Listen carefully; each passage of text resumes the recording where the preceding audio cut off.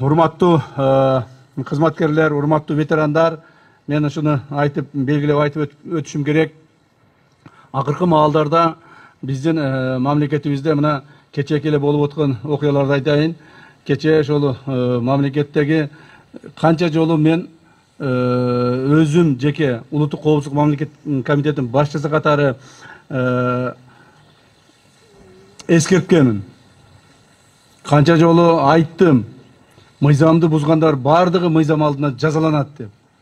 Ошого карабастан, мына кечээки эле болгон окуяда криминалитет башын көтөрүп, улуттук коопсуздук мамлекеттик комитетинин жүргүзүп аткан атайын операцияларына каршы чыгып, ошол биздин кызматкерлерге ок атып, кол көтөргөндүгү боюнча өзүңүздөр жакшы маалыматты билесиздер. Ошонун эсебинен бүгүнкү күндө мамлекетибиздеги ошол коомубузду ушул убакка чейин ар түрдүү маселелер менен кармап жүргөн мыйзамдагы ууру жок кылынды.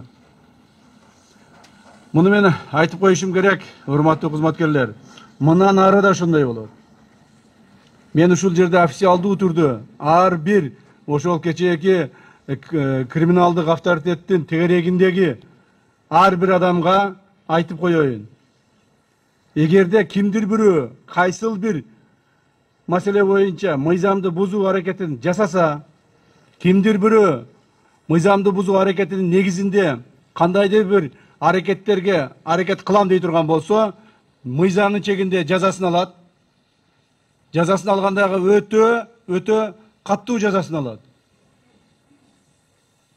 Бир криминал башын көтөрө турган болсо, биз башын кыя чабабыз.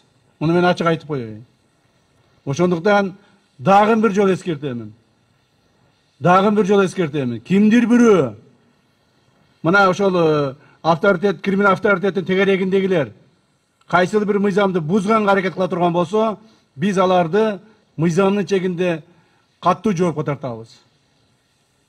Эч кандай мыйзам бузуучулукка жол бербейбиз. Биздин урматтуу президентибиз Саныр Кожоевич башында турган саясий команданын бүгүнкү күндө мамлекетибизде тартип орнотууга, мыйзамды орнотуп, мыйзамдуулук менен жашоого толук болгон саясий эрки жетет. Жана биз муну аткарабыз.